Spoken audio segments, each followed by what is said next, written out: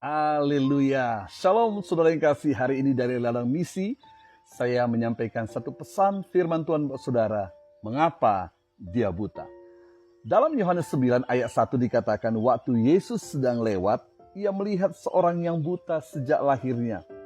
Lalu murid-muridnya bertanya kepadanya, Rabi, siapakah yang berbuat dosa?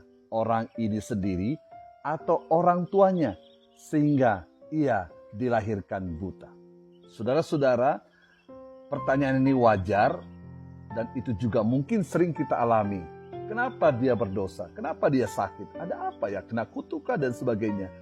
Dan mereka coba memahami sumber dosa tersebut. Bagi mereka kemungkinan ada dua penyebabnya. Yang pertama, mereka pasti berpikir, jangan-jangan ini karena dosa, arti dosa pribadi, makanya dia jadi buta.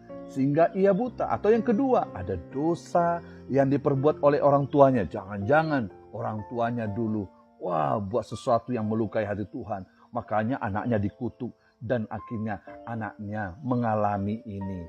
Semua penyakit dilimpahkan kepadanya. Tapi saudara perhatikan, apa jawaban Tuhan Yesus?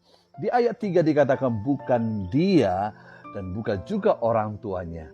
Tetapi karena pekerjaan-pekerjaan Allah harus dinyatakan dalam dia. Saudara, kita bisa melihat terlalu banyak orang kadang-kadang berpikir miring. Terlalu banyak anak-anak Tuhan yang senang ngurusin hal-hal yang gak perlu.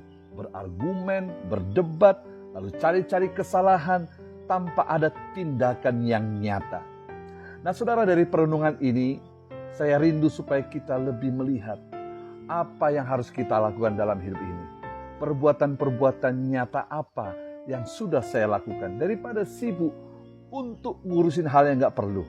Saudara, yang terpenting itu adalah pelayanan kasih. Loving God, loving people. Puji Tuhan kalau saudara diberikan kepedulian kepada orang lain.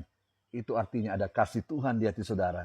Saya mengajak saudara, apapun yang terjadi di lingkungan saudara, ingatlah, pasti ada maksud Tuhan di sana. Karena Tuhan ingin menyatakan perbuatan-perbuatan yang besar. Tetap semangat di ladang Tuhan. Puji Tuhan. Tuhan memberkati. Layani Tuhan dengan hati yang tulus. Segala jerih lelah kita. Tidak ada yang sia-sia dalam Tuhan. Shalom.